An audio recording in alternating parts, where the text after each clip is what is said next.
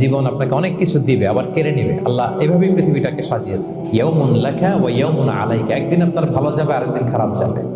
ওয়া তিলকাল আইয়ামু নুদাবিলুহা বাইনান নাস, আল্লাহ বলেন যুগটাকে আমি ঘুরিয়ে ফিরিয়ে মানুষের সামনে এভাবেই আনি। This is the routine work of this দুনিয়া।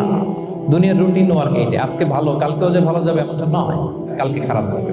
আজকে তার খারাপ যাচ্ছে, পরশুদিন আবার তার ভালো দিন যাবে, ঠিক কিনা বলেন?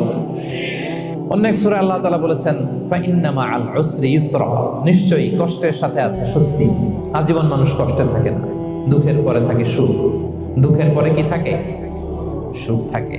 এজন্য উদ্বিগ্ন হওয়া যাবে না। বিষ্ণু ইসলামের জীবনী থেকে আমরা এটাই শিখি, উদ্বিগ্ন হওয়া যাবে না। তিনি বলতেন ওয়া আলাম আন্নামা আসাবাকা লাম ইয়াকুন লিয়ুখতিআক ওয়া মা আখতাআকা লাম ইয়াকুন লিয়ুসিবাক রুফিআতিল আকলাম ওয়া জাফফাতিস সুহুফ।